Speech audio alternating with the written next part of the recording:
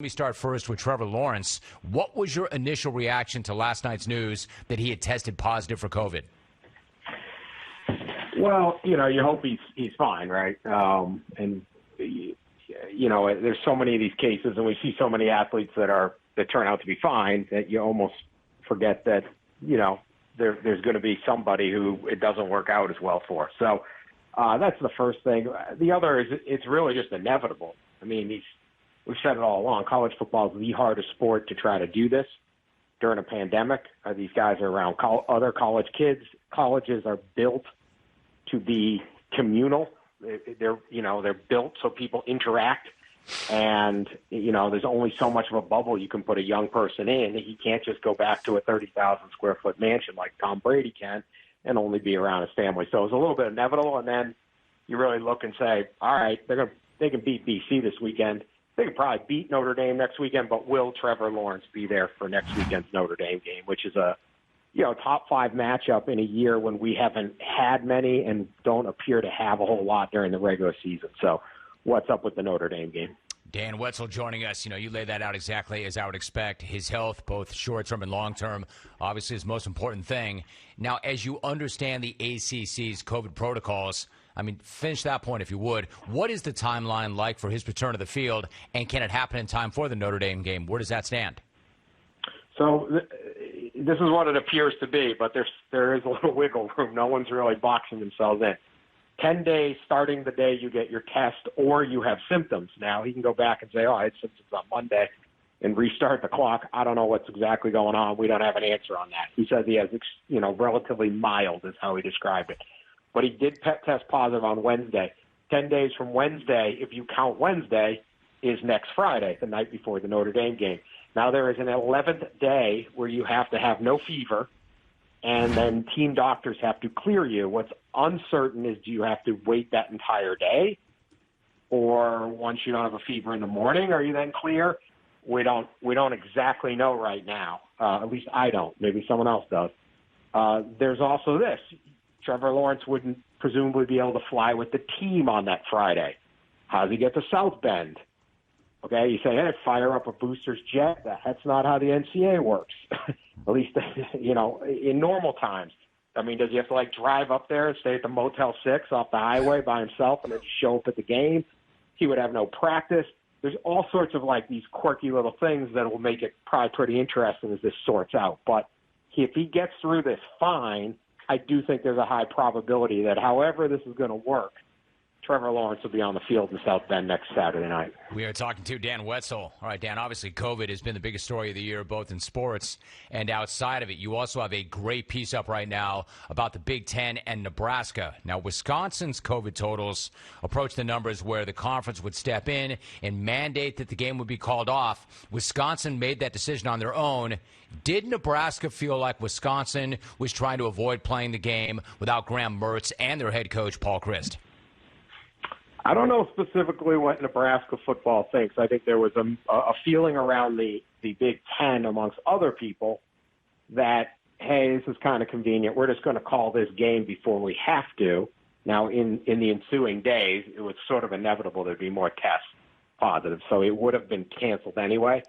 But let's just call this thing now because, look, we're not going to have our head coach, or we're going to be basically on what we entered the summer as our fourth-string quarterback. So there's that suspicion. Whether it's true or not, who knows? But that's how football coaches are. They're very suspicious people. So there was a little bit of that. But inevitably it was going to get canceled. Once there's six positives on a team, there's going to be a seventh. That's just the way this virus works. So Nebraska gets the news, Dan, about Wisconsin, and then they negotiate a deal with Tennessee Chattanooga as a last-minute replacement. How did that idea go down with the rest of the Big Ten? Well, at the top level of the presidents and trustee level and all that, not well at all. And that's sort of the ongoing issue with Nebraska and the Big Ten. Let me be clear. I don't think it's an unreasonable idea of saying, hey, look, we're healthy to play. We want to play. It's not our fault Wisconsin has an outbreak. We also have no idea when we're going to get our outbreak. The season's already short. like, let's get as many games in as possible. I think that's a perfectly reasonable concept for a college football team to try to do and say, oh, let's play Chattanooga. Let's not just waste this Saturday. The issue isn't so much what I think or what Nebraska thinks, it's what the Big Ten presidents are going to think. And if you know anything about these guys, these men and women, there's no way they were going to approve that. They had just set up the rules a month ago to finally say, all right, we are going to give this a try. And there was a lot of hesitancy, obviously. We will only play conference teams. And if a game is not able to be played, it will be a no contest cancellation. These are the rules. If you know anything about the Big Ten, they care a great deal about that type of stuff, about group dynamics, group decision-making, and erring on the side of the health and safety and all those things. So it's not so much that Nebraska had this idea and asked, it's who they asked. There was simply no chance. And so when this thing came up to the Big Ten presidents on a conference call on Thursday, other than Nebraska, I mean, there just was no support. And there was never going to be any support. So it's like, why are you even trying with this? And then there's a feeling of, well, the rest of the league looks at it and says, Nebraska's just grandstanding here. They're coming up with something they know won't pass. And they're just doing it so they can put out, hey, we tried harder than everybody else. We care more about football. And so there's just this disconnect between the Big Ten and Nebraska. And it's not that either side is inherently wrong. I don't think Nebraska's view of how to do this is wrong. Or you could just simply say that's just a stupid idea. I don't think it is. Nor can I think you look at the Big Ten and say, well, you guys all agreed upon these rules and this is how we're doing. That's not necessarily a bad idea either. It's just the mentality of the two places just don't always fit the way the other schools fit into the Big Ten, if that makes sense. It does make sense. It's actually pretty brilliant, Dan Wetzel, the way he laid that out. So what does it tell us? I mean, what does the whole sequence tell you about the relationship between Nebraska and the Big Ten? I mean, they just don't get along. I mean, you have a lot of people going, oh, of course it was Nebraska, who 1 month into this is already trying to change the rules. We all agreed on this last month. Now you want to do something different.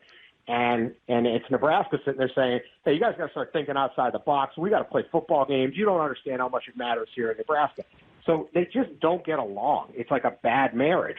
The problem is as one source inside the league said, no one knows how to get divorced, and no one really can. They can't afford it. Nobody can afford it. Nothing's going to change. It's not like Nebraska is going to leave the Big Ten. And it's not like the Big Ten is going to kick Nebraska out because they made them consider a proposal for 5 minutes on a conference call. It's not that big of a deal, but it just shows that, Nebraska jumped to the Big Ten because they thought the Big 12 was going to fall apart. They were tired of Texas seemingly running the show there, and there was a lot more money in the Big Ten. And it was if you will, a marriage of a little bit of desperation and you marry for money. That doesn't usually work out into the most happy of nuptials. And the Big Ten was like, hey, we need to grab someone so we can create a conference title game. We have 11 teams. Let's take Nebraska. This ought to work. But there's just a different mentality than when other schools entered the league. Even Maryland and Rutgers, who don't really fit, just sort of go along to get along. And when Penn State entered the league as the 11th, they fit like a glove. It was a perfect mesh. It's almost hard to imagine Penn State wasn't once in the Big Ten. Like, they just fit. Nebraska just hasn't gotten that. So whether that changes, whether that develops, which way it goes to it, but right now these two places don't really get along. But what's Nebraska going to do? They even if they could go back to the Big 12, why would you? You're making so much more money playing in the Big Ten, even if you've lost sort of a little bit of that edge of getting recruiting to the Texas high schools and things like that. Dan Wetzel, my guest. I'm not really sure how this works out, but if you're in a bad marriage, Dan, and then you end up sleeping in separate rooms, can you ultimately get back in the same room? I don't know. I don't know how that plays out, but I don't know. But it's a football. I mean, things change, right? I mean, it's still just football. When someone's paying you $55 million a year to be there, your solo bedroom doesn't seem too bad. Dan Wetzel. Listen, so what about the bigger conversation when it comes to Nebraska and football? I mean, they were a powerhouse for decades. A lot has changed since the glory days. Scott Frost, for instance, had great success at UCF. But if he can't lead them back to prominence, can anybody? I mean, that's the big question. So, Nebraska had a lot of historic.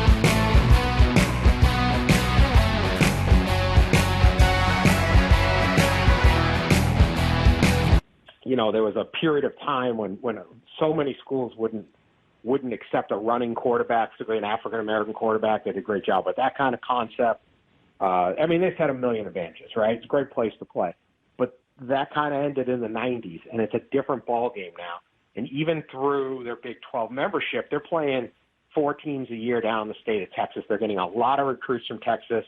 They're a little bit more of a national program. When they got to the Big 10, if you go in, they're a long way from the Big Ten's basically recruiting base, which is Chicago, Ohio, and Detroit and Western Pennsylvania and stuff like that. It's hard to get those kids to literally drive by all the other schools, Michigan State, Notre Dame, Penn State, Ohio State, all these schools to go all the way out to Nebraska. They're way out on the edge. They have not done as well recruiting. They haven't quite hired the right coach. Scott Frost has done better in recruiting, and we will see. But now in his third year, we have not seen anything on the field that resembles progress. Does that change this year now that they've gotten Ohio State out of the way and they're probably not going to play Wisconsin? Perhaps. But so far, we haven't seen that jump from Scott Frost that you would have liked to have seen in year 2. Again, maybe they got blown out by Ohio State, but that happened.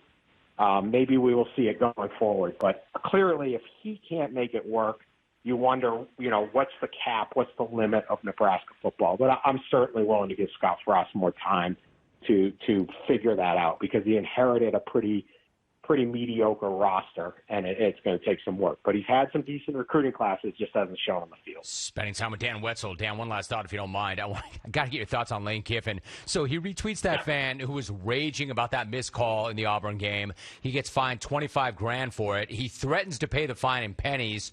Although his math was off, how good is it to have Lane back in the SEC? Oh, yeah. All-American trolling, right? You can question his math skills. Because he said that, I have a $25,000 fine. Does anyone have 25,000 pennies? Right. Well, yeah, that's not how it works. You need $2.5 million, but that's all right. Here's the thing: they're 1-4, and everyone's talking about Ole Miss in great ways, right? They're funny. They're in the news. Their fan base is actually pretty laughing right along with it all. It's genius. He is as good at social media and all these things as any coach in the country. He just creates these kind of fun scenarios. And, hey, it's his $25,000, which, isn't fun. But, why would you retweet a fan going off on the officials, even if the officials deserved it? A couple of years ago, maybe a couple of years ago, he did a tweet he showed some picture of 3 refs all wearing blindfolds and canes. This is what he does. And then he just keeps perpetuating it and pushing and prodding and trolling every little bit. He has a lot of fun with it. But to create this much kind of positive, I don't know what it would be, emotion or reactions and fun in a year where you are rebuilding and not winning, is just genius stuff from Lane. It's great to have him back.